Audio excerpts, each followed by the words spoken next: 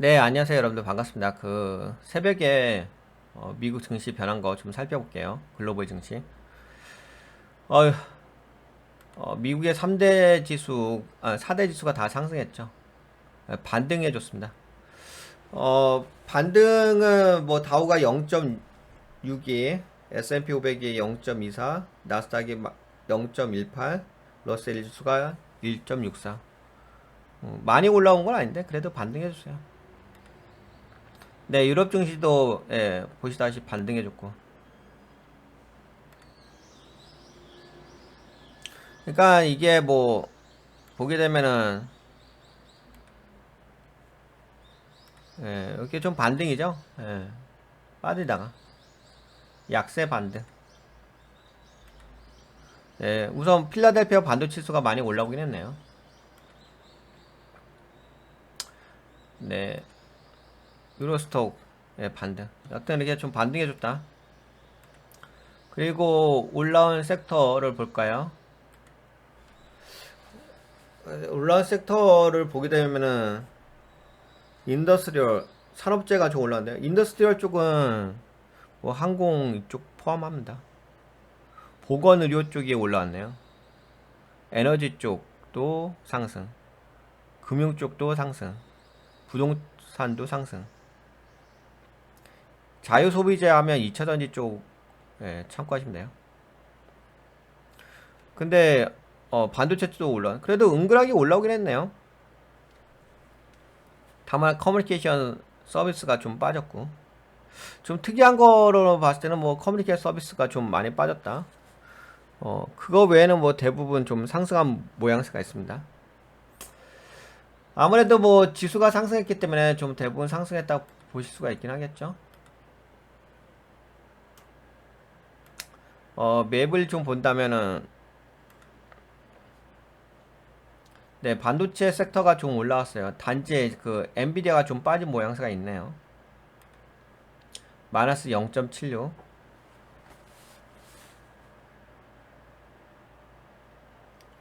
구글이 마이너스 2.72% 빠졌고, 아마존이 마이너스 2.04% 빠졌고, 테슬라가 마이너스 1.76% 빠졌고, 나머지 쪽 좀 올라갔죠. 메타가 1.23% 올라갔고, 마이크로소프트가 마이너스 1.60 빠졌고, 애플도 마이너스 1.09% 빠졌고. 근데 은근하게 좀 많이 빠졌는데? 약간 빅테크 종목들이 좀 빠진 모양새가 있네. 헬스케어 쪽이 네, 상승한 부분 있네. 네, 주택 쪽도 좀 상승한 부분 있고, 건설 쪽. 에너지 쪽도 상승한 부분 있고. 근데 이 빅테크 종목이 하락했는데? 테슬라가 마이너스 1.76이야? 아마존이 마이너스 2.04? 구글이 마이너스 2.72? 야, 엔비디아 빠지고, 아까 메타만 올라갔네? 특이한 현상이긴 하네.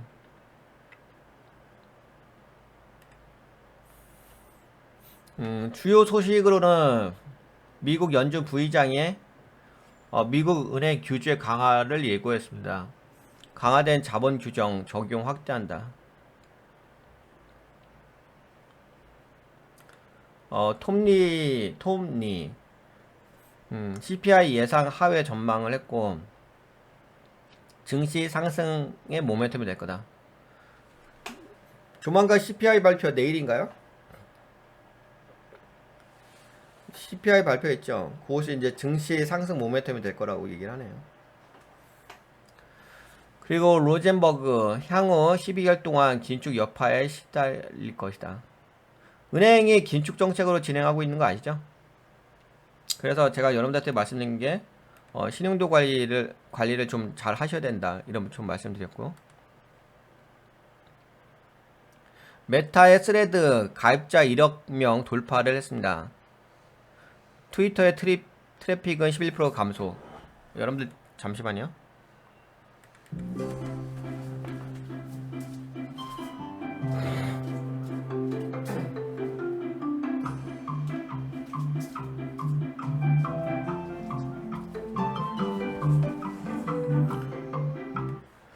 어, 반도체 지수는 좀 올라온 건 있어요. 근데 엔비디아가 좀 빠진 부분이 있고, 아까 그 헬스케어 관련된 그 섹터 올라갔죠. 의약바이오 쪽이죠. 노바백스는 캐나다로부터 3억 5천만 달러 받기로 합의하면서 상승했다는 소식이 있습니다.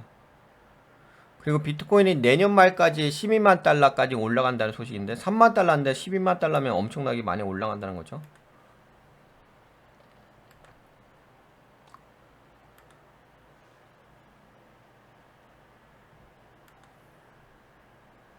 금값은 온스당 1930달러 정도. 유가는 지금 73달러 유지하고 있죠. 유가는 미국 금리에 대한 우려로 1% 하락했지만 오페크 플러스는 하락을 제한했습니다.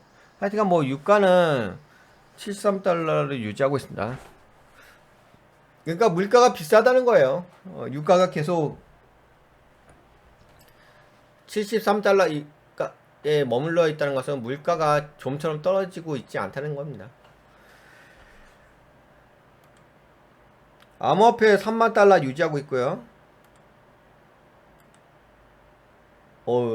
미국의 채권금리가 4%대 찍었죠. 뭐 지금은 계속 고공행진이에요. 그러니까 물가도 그렇고 금리도 그렇고 뭔가 이렇게 뭐 물가가 떨어졌다고 막 얘기를 하지만 실제로 떨어지는 건 없어요. 그런 인플레이션이라고 해야 되나요? 그런 것들은 빠진 거 없잖아요. 네, 여하튼간에 지속적으로 계속 높은 인플레이션을 유지하고 있다고 보시면 될 것 같아요. 그러다 보니까 뭐 7월달에 미국 연준에서 금리 인상이 거의 뭐 확실시된다. 90% 이상이다.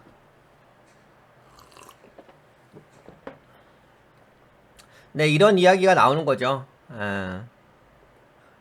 뭐 주식 관점으로 본다면은 뭐 지금은 크게 나쁜 건 없어요. 그냥 이제 그 최근에 좀 상승하다가 조정 파동을 좀 준 것뿐인 거지. 뭐 안 좋게 보진 않습니다. 저는 올 10월 달까지 10월 달까지 11월 달까지는 뭐 그렇게까지 안 좋게 보진 않아요. 아, 그리고 이거 하나 체크해 드릴까요? 환율 쪽. 아무래도 또 여러분들 환율 관심 있어 하시죠. 달러 원 환율. 달러 원 환율을 보게 되면은 그 어느 정도 그 감을 잡을 수 있을 거예요. 그러니까 우리나라 지금 이제 그런 거 있잖아요. 우리나라 경제 아니 그러니까 경제가 아니라 우리나라 그 주시장에 만약에 문제가 발생했다라고 한다면은 이게 확 올라가죠. 아시잖아요. 여러분들 외환위기 다 겪어보셨잖아. 이렇게 하다가 이렇게 된 거잖아요. 그래서 지금 살짝 내려왔지. 이 흐름을 봐보세요.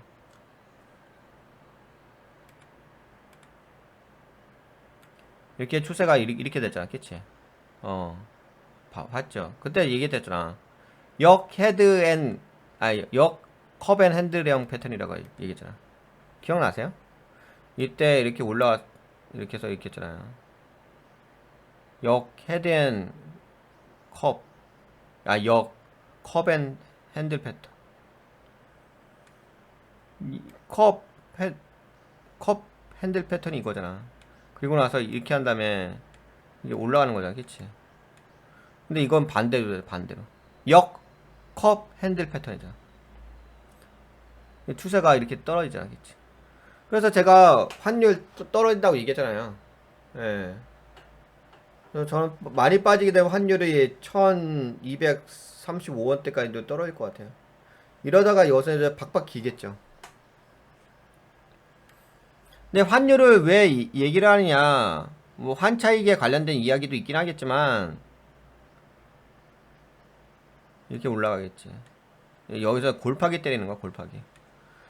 그 환율이 지금 1200원대 1300원대 여기서 있잖아요. 그러니까 이건 아직까지 크게 많이 올라온 건 아니거든. 그러니까 아직까지 문제가 있는 건 아니야. 만약에 뭐 지금 문제가 있다고 한다면은 여기서 이렇게 하진 않지. 지금 뭐 1200원, 1300원대에서 머무르지 않지. 나중에 이제 어떤 뭐 폭락장이 온다든지 금융시장에 갑작스러운 변동이 일어난다. 뭐 예전에 그 우리나라 IMF 터지는 것처럼 그런 사태가 일어난다고 한다면 이 가격대에서 안 머물지 않죠. 그러면 막 1400원대 여기 정고점은 1446원이잖아. 이거 다 돌파하지. 돌파하면서 다 올라가지. 이것도 많이 올라간 거 아닌데. 이게 1446원대잖아. 그럼 당연히 이거 돌파하지 않겠어요? 이거 돌파하면서 막 1500원대, 2000원대 막 날라가지 않겠어요? 그러니까는 지금은 환율을 보시게 되면 네, 여기에서 움직이잖아. 그러니까 아직까지는 그래서 제가 얘기해 드리는 거야. 최근에 그 지수가 빠진다 하더라도 크게 문제가 없다고 얘기하는 거예요. 그 조정이라고 보는 거예요. 아, 물론 그건 있죠. 물론 뭐 지금 최근에 그 GS건설 사태가 터지고 새마을금고 사태가 터져가지고 그 뭐랄까 프로젝트 파이낸싱이라고 해야 되나? 그 부동산 이제 대출 해준 거, 예. 그걸로 해서 이제 문제가 속속들이 발견되고 있는 건 있지. 그건 있는데 아직까지 뭐 증시 관점으로 봤을 때는 폭락장이 나올 타이밍은 아니라고 보고 있는 거지. 뭐 그렇다고 제가 지금 우리나라 증시가 좋다는 건 아니야. 우리나라 증시가 지금 현재 좋다고 말씀드린 건 아니고, 예. 다만 이제 조정 정도라고 생각하는 거지. 너무 폭락장까지는 아니라고 보는 거지. 저는 폭락장을 올 11월 달 아니면 내년 1월 달 그 사이에 보고 있어요. 그 전까지는 저는 그냥 뭐 어느 정도 유지하지 않을까 싶어요. 아, 물론 문제는 계속 발생하고 있어요. 뭐 건축 건설 쪽에서 뭐 철근 빼먹었다는 소식 막 들려오고. 근데 철근 빼먹었다는 소식이 뭐 솔직히 거기에 하나겠어요? 더 의심되지 않을까? 철근 빼먹은 곳이 그 아파트 말고 다른 아파트도 있지 않을까? 그런 거 걱정되기도 하고. 그 다음에 또 새마을금고 사태가 여기서 마무리가 될까? 여하튼 뭐 그렇습니다. 뭐 그리고 무역 수지도 안 좋은 상태고 무역 수지도 흑자가 됐다 하더라도 그게 수출이 증가해서 흑자가 된 게 아니라 수입이 감소해서 흑자가 된 부분이 있기 때문에 뭐 여러 가지로 경제 상황은 좋지는 않습니다. 하지만 그럼에도 불구하고 뭐 어느 정도 버티는 건 있으니까 지금 뭐 버티기죠 뭐. 그렇게 보시면 될 것 같아요. 너무 과도한 우려보다는 시장을 좀 객관적으로 바라볼 필요는 있겠다. 그렇게 좀 말씀드려 볼게요. 네, 그러면 여기까지 약간 글로벌 시장 흐름 좀 같이 봤죠? 요거 한번 참고해 보시고 로젠버그에서 향후 12개월 동안 긴축 여파에 시달릴 거다. 긴축이 계속 지속될 것 같다. 그리고 오늘은 좀 특이한 것은 약간 의약바이오 쪽 섹터가 좀 반등해 준 부분이 있다. 상승해 준 부분이 있다. 그게 좀 특이하긴 하네요. 그동안 이제 의약바이오 쪽에 약간 힘을 못 쓰다가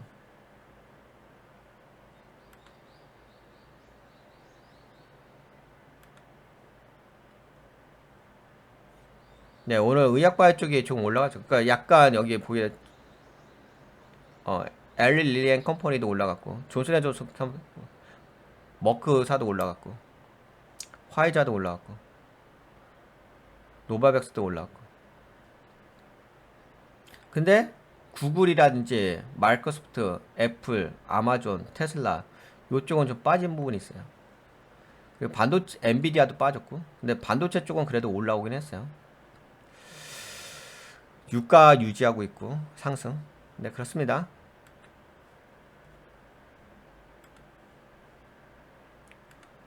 네, 도움이 되셨다 생각되신 분들은 네, 좋아요. 새로 오신 분 구독 한번 눌러주시고